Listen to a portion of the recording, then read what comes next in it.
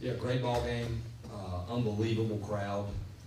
Again, want to give a shout out to our fans buying up all the tickets. You know, that's as good as atmosphere as we've had 2 nights in a row at the Bosch, and I expect it to be like that again on Sunday night. We've been blessed with beautiful weather. Obviously, this guy beside me gets a ton of attention for a reason. I want to start with the way we pitched. That's the backbone of every baseball game. If you pitch, you're going to have a chance to win. I thought Shea was outstanding. Their guy was outstanding. He's probably a first rounder.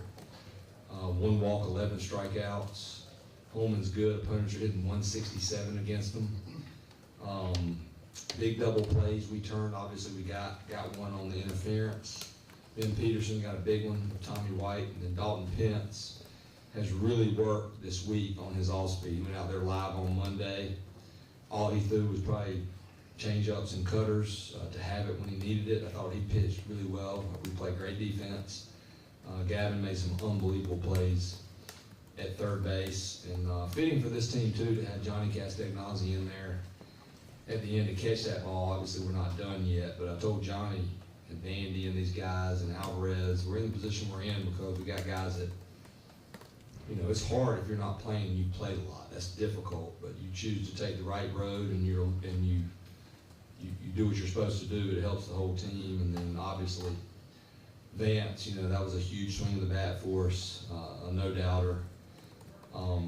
Just an electric player that we're fortunate to have here, and then another big swing of the bat. And then we manufactured some runs late.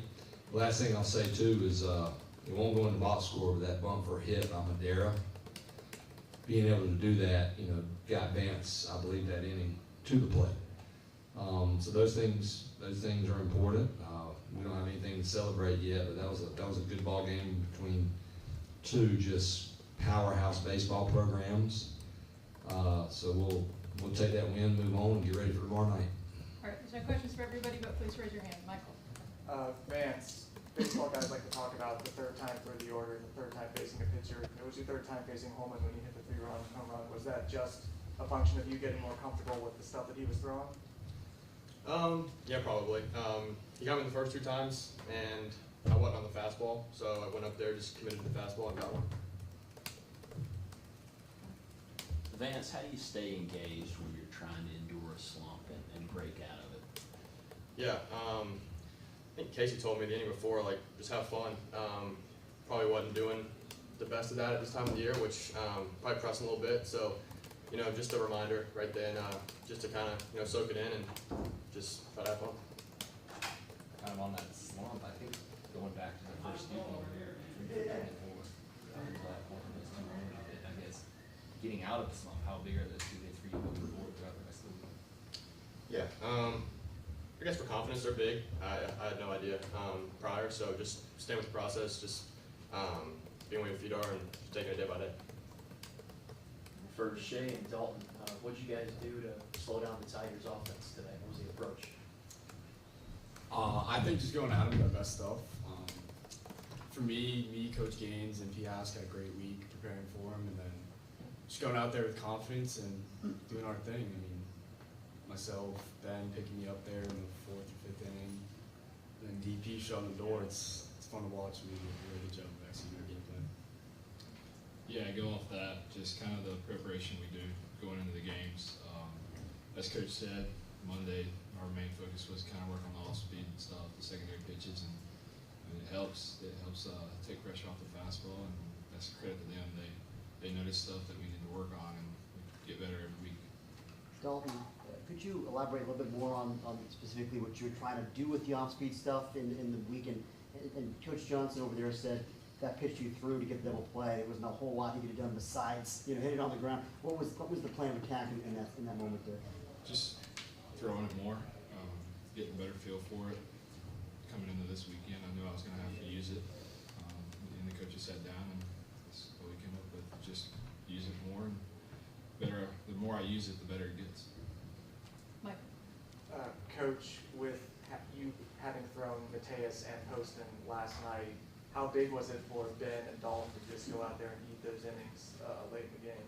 Yeah, you know, those 10 years as a pitching coach, were so valuable for me. They've helped me a ton as a head coach, because I sit down with our pitchers and I say, you have to be honest with me. Because this time of year, you want to be able to use guys back-to-back days. But I tell them, like, you have to tell me, like, how do you feel? You don't know how you feel until after you throw. You know, sometimes the pitch counts can be a little bit overrated, especially if you've managed your guys all year. So it was big, but those guys were ready. You know, they threw and they all felt really good. And we have the type of relationship. It'll be the same thing with Dalton tomorrow. He'll get here, he'll do his post right now, and we'll have a conversation. He'll give me a scale on where he is. And I trust our players, and if he feels good and we need him, we'll use him. And that's what we've always done here. You have to have that relationship with your players. Now, obviously, Sprague threw 93. He's not going to pitch tomorrow, even though he'd probably fight me too if he could. But that's where it comes from. But it does help. You know, those guys got that day. We didn't get them hot in the bullpen. And that stuff adds up for sure. Shay, just the double plays, 3 of them, the defense, anything that they got, they hit at somebody, it seemed like, and the defense played really well for you. Just kind of confidence does that give for a guy out there? Oh, it's insane. I mean, me and Coach Gaines were talking in the bullpen before the game. Coach Gaines like, you just got to go in there and it's one-on-one. I told Coach Gaines it's 9-on-1. So I mean, going out there with that mentality, it's a game changer. And then up the middle, Madera, Wilkerson are insane. So it's a lot of fun to pitch for them, see what kind of plays they can make. For Shay and Dalton, just, you know, Vance's first homer, it's 0-0 through the first 5 innings, scoreless, and it's, you know, sort of like the tension's building. What was that just like, watching the thing fly out of here and knowing you guys finally had a lead, just the way the game had sort of been progressing from your vantage point? Yeah, I mean, it was knotted up at 0 before that, and then, I mean, it's incredible how hard he hits the ball and how far it goes. So it's a lot of fun to watch, and I'm glad he's in our lineup, you know, to pitch against him. Yeah, I'll add into that. I didn't know he was in a slump because I didn't think he was. He still got on base and he got a huge hit against Wake Forest. So the last person that was worried about was me. I was just like, okay, he'll do something electric here, and that was fun to see because that was a no doubter for sure. Yeah. Vance did, I'm sorry. Yeah, front, and then. How important of a moment was Vance's second home run in the 7th, especially when considering, you know, you strand the bases loaded there at the top of the inning? I thought it was huge. He was about to have a really quick inning. They had the momentum, you know, after they scored those 2, or somewhat of the momentum. And then you got, was it 0-2? 0-2, and then boom, like just a bazooka over the net, I think, where it knocked the net down. And that's deflating because you're trying to, if you score, you think how important, I know that shutdown inning is defensively, and I thought that really gave us all the momentum back. Yeah, on that note, Vance, did you notice Luke change anything on that second home run, or was it kind of the same thing as the first one? Not necessarily. He just left it a little bit over the plate, and I think, you know, I was just fortunate to get a pretty good pitch to hit. You know, the first one, I think I fouled off a slider right before that. Kind of pulled off a little bit, similar location, but stayed down. Scott, you guys get to play for a regional championship tomorrow. What's the message going in? Does it change at all with it being a trophy game, or how do you approach that? You know, the message is the same as been all year. We've really dove into, as these guys say, King Saban's approach the whole season. But I think it works. I used it way back as a pitching coach, the importance of being process-oriented. And I told the guys, I don't want to hear anybody say one more. That gets you in trouble. Keep your eyes forward, you get that sleep, and you come out here and you play.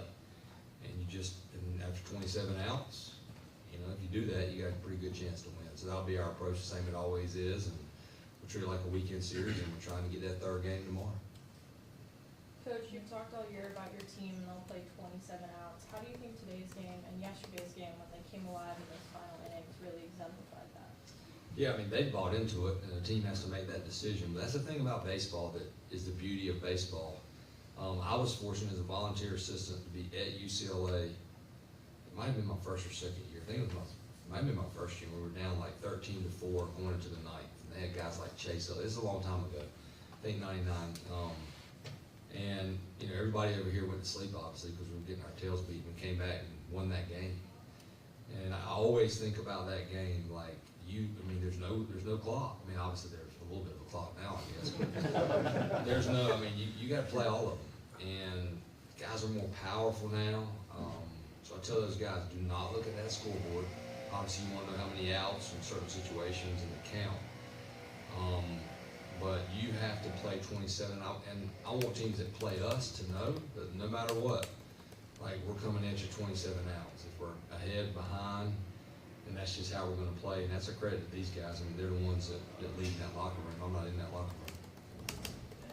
Coach, what is the game planning and scouting process in terms of tomorrow night when you don't know which team you're playing against? Do you kind of have two plans set in place and just kind of roll with that? Yeah, our coaches are unbelievable. You know, Coach Weir's obviously he's our offensive hitting coach, and I think we set our single season record for home runs. Somebody told me today. He's really, really good, but he works hard on the opposing pitchers. Coach Riley, who's back with us, who's one of our coaches this year, finishing his degree. He works with Coach Weir's, and all of our staff does. But man, Coach Howell, you know, he got moved to the director of pitching development and performance, and so we basically have two pitching guys that are really good working their tails together, and that helps. And they've done an unbelievable job. But we haven't played Wofford, so you know we'll continue to prep for LSU, but then we will prepare like we're playing Wofford and be ready to play whoever wins the game. We're not going to assume one or the other. All right, we've just a couple more here in the front row. Having coached Vance for 3 years, are there moments when he comes to the plate where you can kind of sense, you know, that something big is coming from him? I think that every time. I mean, I haven't coached a combination of power and speed. But then the third thing that people don't talk about is the grade on the makeup. And that's a big deal in our program. And makeup is your character, your integrity. The kid's showing up every single day. He's a lead by example guy. He's a great student. So really, since Vance has been here, I haven't said much to him because I don't need to say anything to him. You know, I remember those tears coming down when he couldn't play last year, and I was hoping and praying that he would have a healthy, you know, year. And you know, he's a big reason we've had the success. He's a huge reason I've been fortunate to have, you know, the success, you know, in our coaching staff, because good players, you know, that's the deal. I mean, your players are the program, and Vance has been a huge part of that. I assume it'll be 80 tomorrow night. What are the challenges for him? He's only pitched about an inning in the last 2 weeks. And then also, what does your bullpen look like tomorrow night? Everybody be ready to go unless they tell me they're not. And Hal, you know, he's been good. He's been good for us. He's been good in that third starter role when we lost Boaz, unfortunately.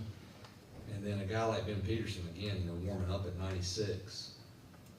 You know, that allowed us to move Houck into that bullpen. So that was impressive.